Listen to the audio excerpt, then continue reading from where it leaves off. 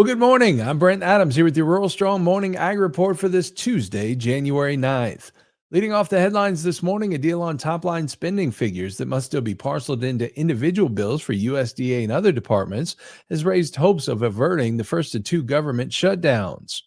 The deal largely gives Democrats the domestic and defense spending levels President Biden and former House Speaker McCarthy agreed to last spring to suspend the debt ceiling.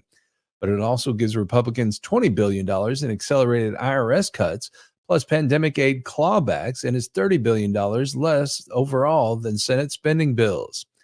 House Speaker Mike Johnson stressed in a speech last year the need for the cuts. We have to bring relief to the American people by reining in federal spending and bringing down inflation. That included USDA, which House appropriators pared by more than $7 billion and replaced with pandemic savings, but ultimately that failed over an abortion rider and cuts to farm and food programs. House ultra-conservatives called the New Deal a total failure and could force Johnson to again rely on Democrat votes, which cost his predecessor his job. But Senate Majority Leader Chuck Schumer rejects conservative demands, including poison pill riders, and insists, as he did earlier, there's only one solution. We prevented, in both September and November, the government from shutting down. And in each case, the key word was bipartisanship. We can't do any of these things without both parties cooperating. Lawmakers now have just 10 days to write USDA and other spending bills to carry out the latest deal. After that, they face a February 2nd deadline for remaining bills, including funding the Pentagon. Well, the Philippines extended reduced tariff rates on imported pork for the third consecutive year. The in-quota duty remains 15%, while the out-of-quota rate is 25%. Under the lower tariffs and higher access volume, U.S. pork exports to the Philippines increased to a record of $205 million in 2021, a 79% hike. But after the increased quota amount expired on January 31st, 2022, exports fell that year to about $135 million, and for 2023, they will likely be around $120 million. The National Pork Producers Council says the Philippines is an important Asian market for America's pork industry. With more than 109 million people and a cultural preference for pork, the island nation is a top 10 market for U.S. pork exports. In May 2021, in response to a pork shortage caused by African swine fever, the Philippines first lowered the import duties and increased the minimum access volume. Well, the Corporate Transparency Act kicks in this year and creates a reporting requirement that many farmers may not know about. Harrison Pittman, Executive Director of the National Agricultural Law Center, talks about the new law on the books. One I would add would be Corporate Transparency Act. That is going to be a huge one in 2024. It's a federal law. It's a mechanism for helping detect and prevent criminal money laundering and various types of fraud. And it requires business entities, and particularly LLC, to go through a reporting process. That reporting process is not terribly difficult. I'm not going to say it's super simple, but it's not like they're asking for your shoe size and a lot of personal information. The requirement means disclosing information about the beneficial owners of the entities, including single-owner LLCs. Pittman says it's not just for agriculture. You will go through a process. It applies to everybody. When I say everybody, I mean ag and non-ag.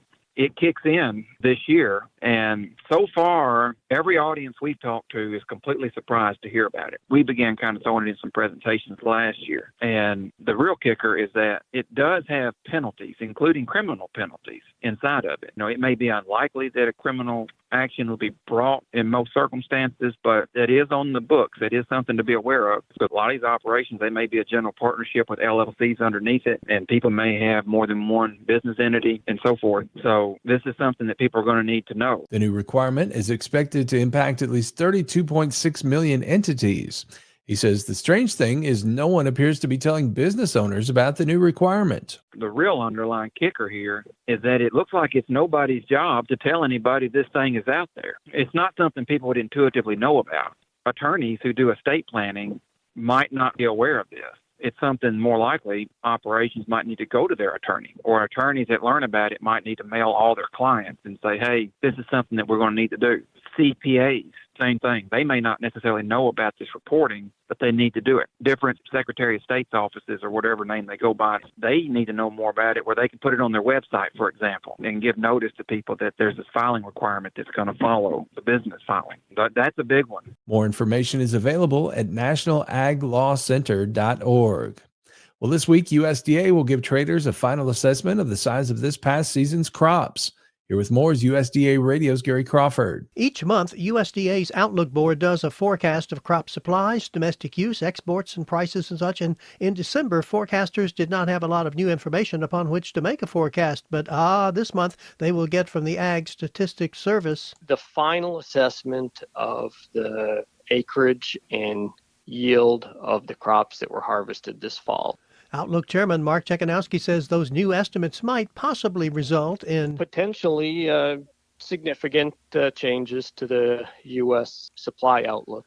Not big changes, but statistically significant. We don't know what those changes will be. But we do know, at a minimum, that all of our supply information is going to be adjusted to reflect this new, latest, and essentially final assessment of the size of the U.S. crops. That assessment and the forecast from it coming this Friday, noon Eastern Time. Gary Crawford for the U.S. Department of Agriculture. And finally this morning, the USDA and the U.S. Trade Representative's Office are accepting applications through January 31st for positions on federal ag trade advisory committees. Here with the details is USDA Radio's Rod Bain. Interested individuals in the ag trade sector have until month's end to apply for positions on federal agricultural trade advisory committees. The Agricultural Policy Advisory Committee. Then we have 6 Agricultural Technical Advisory Committees. Allison Thomas of USDA's Foreign Agricultural Service says the department, along with the U.S. Trade Representative's Office, solicit input from committee members on various ag trade matters. Members are also afforded opportunity 1 to 2 times a year to come to Washington. The secretary and the ambassador meet with them, and they hear firsthand from them on administration priorities and specific trade goals and objectives. And members are afforded the opportunity to formalize strategy and recommendations on what they want the administration to focus on. Details on both advisory committees and the application process are available online at www.fas.usda.gov. I'm Rod Bain reporting for the U.S. Department of Agriculture in Washington, D.C. Well, you can keep up with the latest in the world of agriculture by subscribing to the Tractors and Troubadours podcast from Rural Strong Media. Each week, I bring you agriculture industry newsmakers, hot-button industry issues, educational features, and the best in traditional country music. The Tractors and Troubadours podcast can be found at ruralstrongmedia.com or wherever you get your podcasts. Episode 113 is out now, and it features a discussion with U.S. Meat Export Federation Chairman Randy Spronk, talking about the job of marketing red meat abroad in 2024. We also talk at Plant Chemicals with FMC's Matthew Pye and Rural Mental Health Resources with Julie Lux of Rural Minds. You'll also hear the music from one of the nation's premier Hank Williams tribute artists, Wyatt Alamon.